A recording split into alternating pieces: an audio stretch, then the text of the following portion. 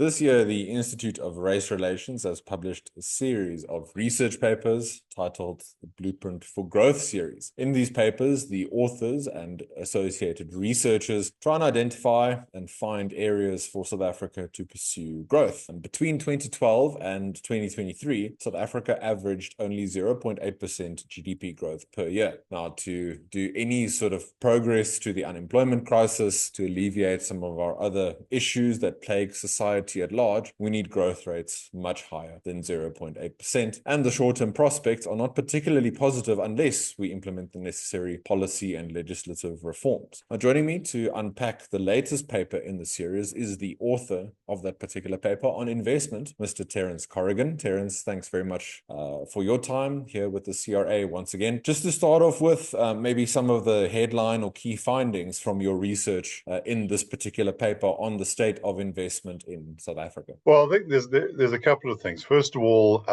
South Africa has since the 1960s never breached 30% of GDP, which is National Development Plan's a benchmark. In the course of my research, I did speak to one economist who said that by certain measures it did in a couple of years, but you sort of going back to the 60s and early 70s to see that. Interestingly, a lot of the stuff in the early 70s particularly had to do with power stations, which we will get back to. But the point is that we've been on a general declining trajectory that goes back decades.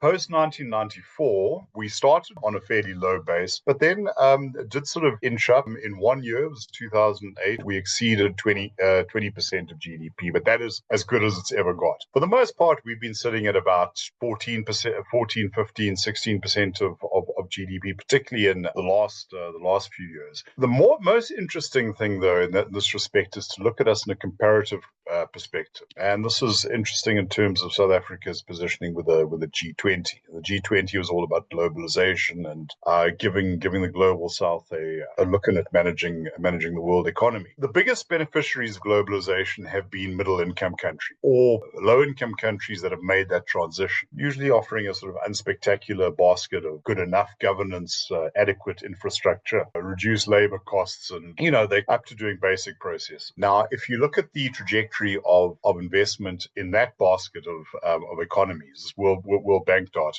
go back to 1990, the rate for the group as a whole was 27%. Now it's up to about 35%. In other words, South Africa at present has an investment rate as a proportion of GDP that is about half of what the National Development Plan called for and less than half of what other middle-income countries are attracting. This is a critical situation, and that basically explains why growth is sort of hobbling around, bouncing around at sort of sub 1%, and does not seem to have much prospect of improving in the foreseeable future. So, Terence, in your research, maybe this is too easy or too simplistic an answer on a question on my part. What are the policy and legislative and other signals that South Africa is sending that inhibits higher levels of investment, especially in infrastructure, from taking place? Right. So when you think about infrastructure, I mean, you're not going to get a return on investment in those projects, within 3 months sort of thing. So you need to be maybe longer term, confidence in a given geographic location. So what are some of those things in South Africa's case that prevent higher levels of fixed investment? Look, I would like to challenge the characterization that this is about signals. And I think this is also something that the government often gets stuck on. If only we were communicating or explaining ourselves better. That's not the problem. South Africa's failings as an investment destination are a systemic failure. Now, I mentioned the example of some of those low-income countries that offered, quote, good enough governance. Okay, talking Vietnam, Indonesia, or whatever. These are countries that are able to provide the basics, and you can get a return off it. It's not spectacular. There's often a lot of corruption, difficult places to work in, but the return makes doing so worthwhile. Now, in South Africa's case, we have a massive crime problem, which many of our competitor or peer nations do not. Literally about 10% of GDP is sucked into that crime economy in one way or another. We have infrastructural failings. things. And this is very, very important if you're hoping to, let's say, produce something in Gauteng and then take it and export it abroad. Dysfunctional rail system, for instance, ports. So that good enough governance situation, particularly for a more sophisticated economy, isn't there. Then we go into the sort of value adders, what I call the good governance side of things. This is about a regulatory environment that is fit for purpose. This is about some skills and capital. This is about government understanding enough about business and the economy to sort of be able to bring these things together. Call these the integration systems, if you like. There again, we perform worse in our educational outcomes than many far poorer countries. I always like to mention Vietnam as an example there. Maths and science outcomes are astoundingly good. And it's not because they're pouring huge amounts of money in. There is some sort of secret source that they're getting right that we aren't. And I think a lot of it has to do with policy capture. We have bureaucracies that simply don't function. Think about local government. Take a drive through Johannesburg, and if you compare somewhere like Lekwe to Johannesburg is a five-star treat of functionality. And then, we go one step further to the, what I call the dry developmental governance. So this is something you hear a lot from within the state. South Korea, Taiwan, a state that can intervene. This is the terrain of industrial policy. Well, I'm sympathetic to the idea that the state can play that role, but not the South African state.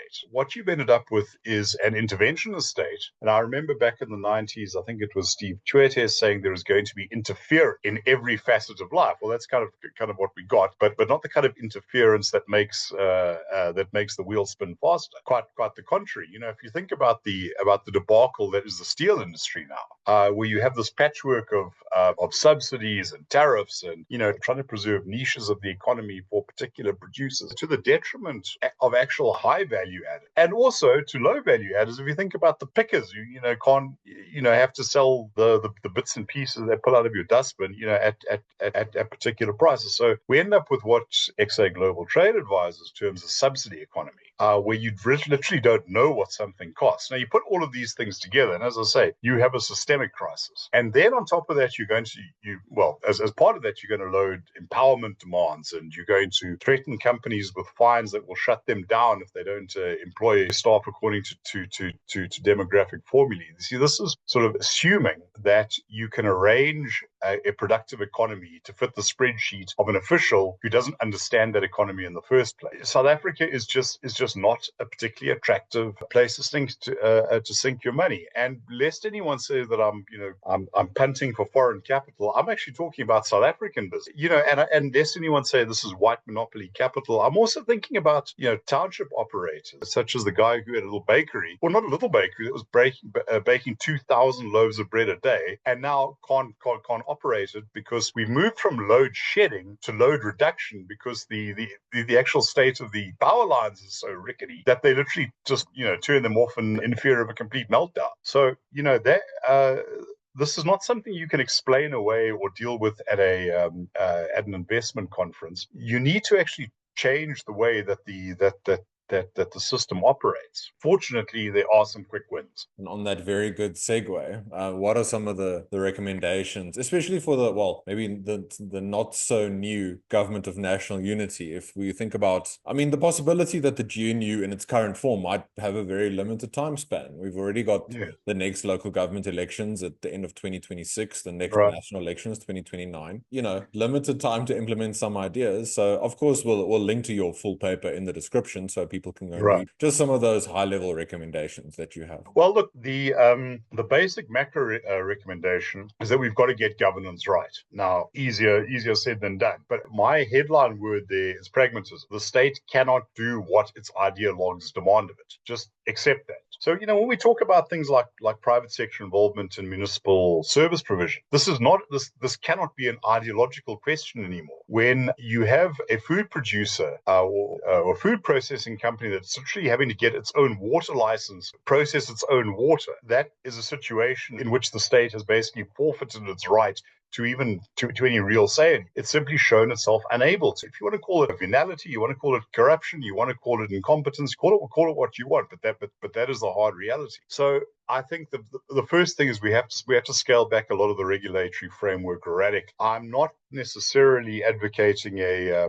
laissez-faire libertarian response, but what I am saying is that focus on doing a few essential things well, rather than attempting or assuming you're going to do everything and you're going to do it bad. I think, for instance, in the township economy, one of the things to bear in mind is that you often have insane zoning law. Townships are often not designed particularly well. People use the space available, but they find that the ability to scale is constricted or constrained by regulations about what they're able to build and what they can legally do, even if they are doing it outside the law. Things like that have to be reconsidered. I think that if you have a law that says, in effect, for failing, and if this is, let's say, a discretionary thing like the demographics of your staff, that the state is willing to close you down, then I think that is basically something that has no business existing. We have a massive skills shortage. Now, from there, you can start that sort of policy change and deregulation movement. We have seen some of that in a more substantial level with, for instance, logistics and electricity, with private sector provision, against which there was enormous pushback for probably a generation. But one executive I spoke to said that he believes it is possible for South Africa to have sorted out its rail system within 3 to 5 years with private sector input. You're really seeing some of it. You're certainly seeing it in the power sphere. So there are those quick wins that we could capitalize on. When it comes to doing the more sort of complex things, we have to sort out the security situation. But that requires a professional, a well-trained, a well-remunerated, and a highly competent police force. First thing you have to do, I think, is abandon the idea that somehow policing positions are within the gift or the remit of politicians. You want career police officers to do this, and you need them to be properly vetted, properly monitored. A jurisdiction like Hong Kong had a massive problem with police corruption, but we're able to turn that around also fairly quickly. It's not necessarily easy, but it can be done. Similarly with education, I believe that removing labor legislation is part of the solution, but I also think that there is truth to the fact that South Africa is a sophisticated economy, and there is a need for a broader spread of more advanced skills. So I do think to some extent that low wage path has only limited benefits. But for that, you need a schooling system to operate. That is going to require, in the first instance, a big showdown with the teaching unions. Now, you mentioned the GNU, very important. This is not a fight that only the education ministers from the DA can have.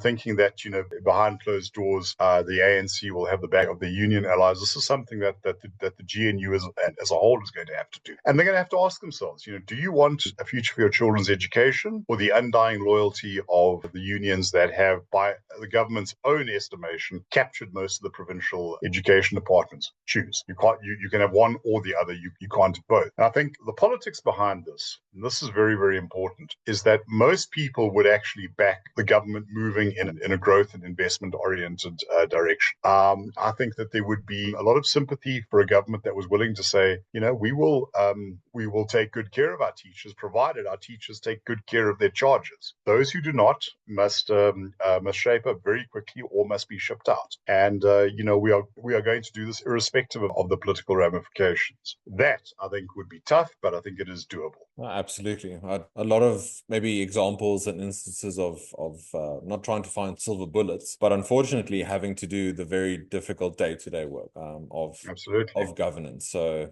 that might not be the most exciting to politicians to try and sell to voters, but if they do understand that and accept that, it'll be to the benefit of the country as a whole over the long term. So I think a lot of important lessons to take from your research, Terence. So thanks once again for your time helping to take us through some of the aspects of your paper. As mentioned, the link is available. The full paper is available at the link in the description below. To those of you who spent your time with us today, thanks very much as always, and we'll be back with you again very soon with more analysis and content. Till next time, take care.